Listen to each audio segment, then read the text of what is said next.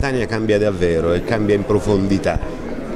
La Catania a cui stiamo lavorando oggi ha una nuova importante tappa.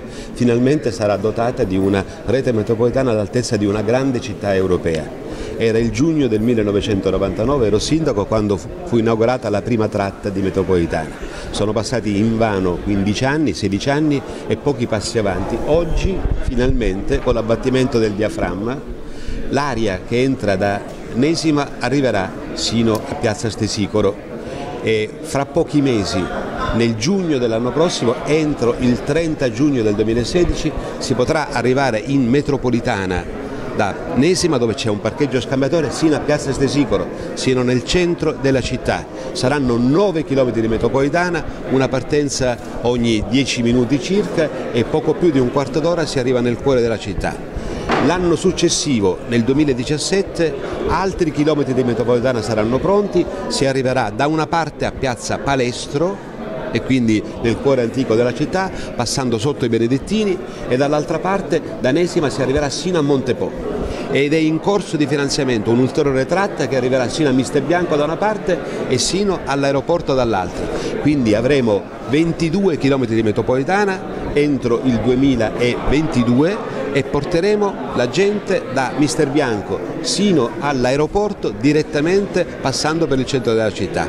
Ulteriori tappe di finanziamento sia a Paternò e sia verso Adrano faranno della Circumetnea la più importante rete metropolitana di tutta l'Italia meridionale. Sì, uno dei nodi short è quello Fastweb. Stiamo con la dovuta cautela e l'attenzione sciogliendo anche quello ventilato della carenza strutturale, perché è una cosa importantissima.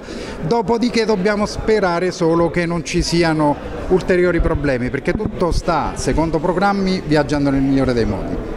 Veramente noi stiamo mettendo i puntini sui finanziamenti, il DEF l'avrete letto, la regione siciliana sta per emanare il piano operativo regionale, molto probabilmente ci saranno almeno 400 milioni di euro. Stiamo cercando di chiudere tutto. Ma questa metropolitana è usata dai catanesi? Una metropolitana di 3,8 km non è una metropolitana, è uno scherzo tenuto in piedi per 17 anni. Sarà vera metropolitana, noi cominceremo a parlare di servizio metropolitano quando avremo quei 9 km di cui si parlava, Stesicoro-Nesimo, non solo, ma con un aggiornamento e una riprogrammazione dei servizi, un'integrazione dei servizi, noi avremo modo di addurre alla stazione di Nesima, noi faremo 2 parcheggi di interscambio in modo da dare forte valenza a questo che sarà il sistema strutturale pesante della città metropolitana di Catania. Quindi già le cose cambieranno integralmente entro la fine dell'anno prossimo, non solo con l'apertura ma con il riordino dei servizi. E allora potremmo dire è la metropolitana e c'è gente che... Lavori bloccati per molto tempo per delle inchieste, come possiamo garantire ai cittadini in questo senso sui materiali, sull'opera? Con le indagini che stiamo facendo, le stiamo facendo sia, c'è da premettere che quando si attivano opere del genere è ovvio che tutti i passaggi procedurali sono stati fatti, quindi l'approvazione da parte del Ministero, il nulla osta da parte del Genio Civile, quel progetto era il progetto che doveva essere realizzato, quindi poi possono esserci dei difetti in esecuzione. Noi non stiamo, anche su indicazione della Procura, non stiamo nemmeno